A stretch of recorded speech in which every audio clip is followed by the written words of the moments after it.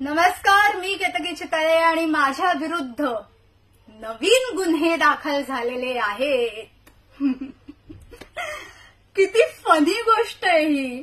हे म्हणजे कसं झालं माहितीये ना की कोणी म्हणत असेल की देशद्रोह याच्यामध्ये या अंतर्गत जे काही कायदे येतात ह्याचा गैरवापर होतो, तर त्याच व्यक्तीला ही देशद्रोह करतेय असं म्हणून डिक्लेअर करण्यासारखं झालेलं आहे.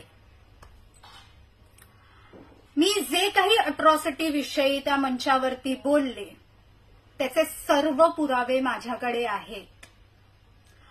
पुराव्या विना असंच वाटलं म्हणून आकाशात बाण फेकणाऱ्यातली मी नाहीये. आम्ही कोणीच नाही आहोत. पुरावे आहेत.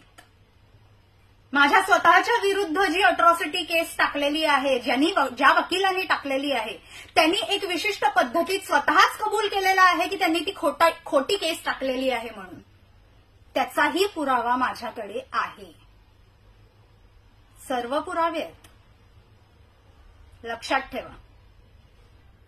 3 मिनिटं, फक्त 3 मिनिटात ब्राह्मणांना आम्ही मारून टाकू असं म्हणणारी व्यक्ती, तिला काही होत नाही. का नाही काही होत हा प्रश्न विचारला तर पुन्हा कोणाच्या तरी भावना दुखावल्या जातील. बरोबर?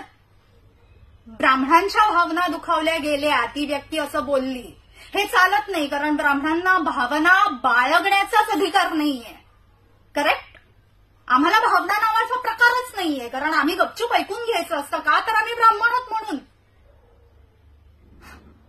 हा प्रकार कुठला? बरं, ज्या व्यक्तीने ह्याविषयी एक व्हिडिओ केला, म्हणजे सुशील कुलकर्णी यांनी व्हिडिओ केला की 3 मिनिटात ब्राह्मणांना मारून टाकू, याविषयी त्यांनी त्यांच्या भावना अॅनालायझर या चॅनलद्वारे व्यक्त केल्या. चॅनल लगेच हॅक झाला. DG9 या नावाच्या युट्यूब चॅनलला एक्सप्लेनेटरी नोटीस गेलेली आहे. युट्यूब असंच चालत नाही. लगेच कोणीतरी काहीतरी बोललं म्हणून नोटिसा पाठवणं, असं युट्यूब चालत नाही. त्याच्यासाठी काहीतरी वरून कुठून तरी दबाव आणल्याशिवाय कुठलेही चॅनल्स बंद पडत नाहीत. त्यामुळे कुठून क्रिप्टो ट्रान्झॅक्शन्स झालेले आहेत याचं इन्व्हेस्टिगेशन करावं असं मी सरकारकडे मागणी करते. करेल का सरकार हे असं? हा माझा प्रश्न आहे. 3 मिनिटात, फक्त 3 मिनिटात ब्राह्मणांना मारून टाकू असं म्हणणारी व्यक्ती जेव्हा त्यांना अरेस्ट होते तेव्हा पावसात भिजणाऱ्या आजोबांचे नातू लगेच फिल्डिंग लावतात. गंमत आहे ना? पण आमच्या भावना दुखावता कामा नयेत. कारण आम्ही ब्राह्मण आहोत.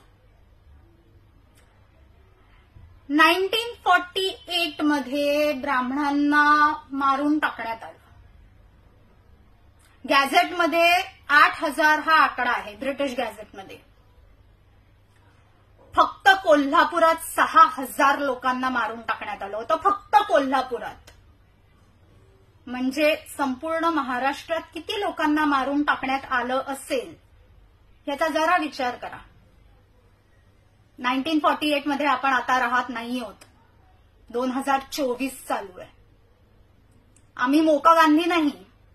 एका गालावरती मारलं तर दुसरा गाल पुढे करू नाही. आम्ही परशुरामाला मानतो. परशुरामाच्या हातात कुठलं शस्त्र असतं हे विसरू नका. मागच्या वेळेला माझ्या दारी एक चाकू घेऊन तुम्ही माणसाला पाठवलं होतं. त्या पोराला मी समजावून तुमच्याकडे परत पाठवलं. पण ह्या वेळेला जर माझ्या दारावरती कोणी आलं त्याचं टाळकं फोडून परत पाठवेन. आणि ही धमकी म्हणून समजा. पुन्हा अजून ह्याच्यावरती काही गुन्हे दाखल करायचे असतील तर करा. ऐकून घेणार नाही आता.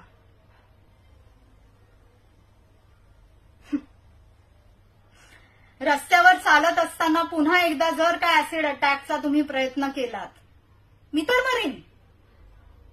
पण ज्यांनी केलेला आहे ना त्याला पण मारीन. हम तो मरेंगे सनम, लेकिन साथ एक को तो लेके जरूर डुबेंगे. ब्राह्मण एकत्र यायला लागलाय म्हणून जळतीये ना तुमची. टाका अजून गुन्हे, टाकायचे असतील तेवढे टाका, आम्ही भांडायला तयार आहोत. जय परशुराम, जय हिंद, वंदे मातरम, भारत माता की जय.